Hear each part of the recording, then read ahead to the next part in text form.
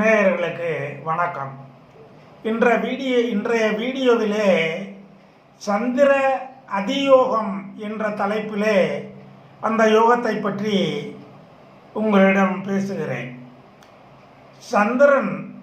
சந்திரனுக்கு 6, 7, 8 தொடர்ந்தாற்போல் சந்திரன் இருக்கும் ராசிக்கு, அதாவது நமது ஜென்ம ராசிக்கு 6, 7, 8 ஆகிய இடங்களில் குஜாதி ஐவர் இருந்தால் அது சந்திர அதியோகம் என்று ஜோதிட சாஸ்திரத்திலே சொல்லப்பட்டிருக்கிறது.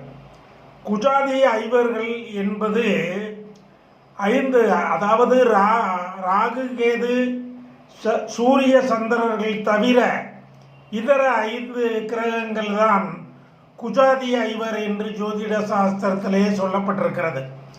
செவ்வாய், புதன், குரு, சுக்கிரன், சனி ஆகிய இந்த ஐவரும் 3 ராசிகளிலே சந்திரன் இருக்கும் ராசிக்கு 6, 7, 8 அமர்ந்தால் அது சந்திர அதியோகம் என்று சொல்லப்பட்டிருக்கிறது. இவ்வாறான அதியோகம் படைத்தவர்கள் எல்லாம் நீடித்த ஆயுளோடு வாழ்வார்கள். நல்ல குடும்ப சுகம் இருக்கும். அடுத்து நிறைய சொத்துக்களுக்கு அதிபதியாக இருப்பார்கள். மக்கள் பாராட்டக்கூடியவர்களாக இருப்பார்கள் என்று ஜோதிட சாஸ்திரத்திலே சொல்லப்பட்டிருக்கிறது. இதில் முக்கியமாக கவனிக்கப்பட வேண்டியது 6, 7, 8. 6ஆம் இடம் என்பது மறைவுஸ்தானம், 7ஆம் இடம் என்பது கலத்திரஸ்தானம்.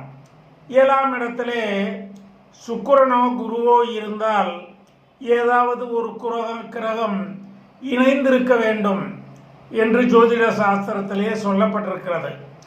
ஆக இதர கிரகங்களை பற்றி எதுவும் சொல்லவில்லை. அதே நேரத்தில் சந்திரன் வளர்புறையா, தேய்பிறையா, பௌர்ணமி சந்திரனா என்றும் குறிப்பிடவில்லை.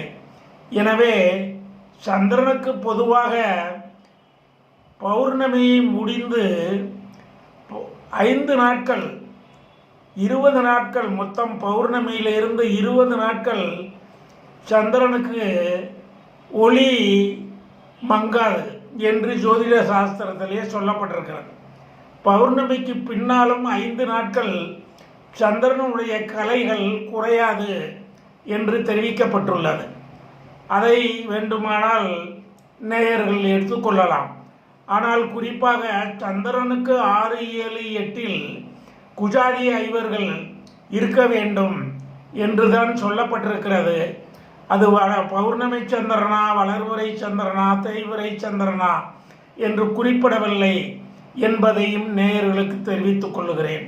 இந்த யோகம் படைத்தவர்களெல்லாம் நீடித்த ஆயுளோடும் நிறைந்த செல்வத்தோடும் நல்ல மக்கள் பாராட்டக்கூடிய யோக பலன்களையும் மனைவி பிள்ளைகளையும் நன்றாக கவனிக்கும் புகழ்பெற்றவர்களாக இருப்பார்கள் என்று தெரிவிக்கப்பட்டிருக்கிறது என்பதை தெரிவித்து எனது நன்றிகளையும் வணக்கங்களையும் நேயர்களுக்கு தெரிவித்து முடிக்கிறேன். வணக்கம், நன்றி.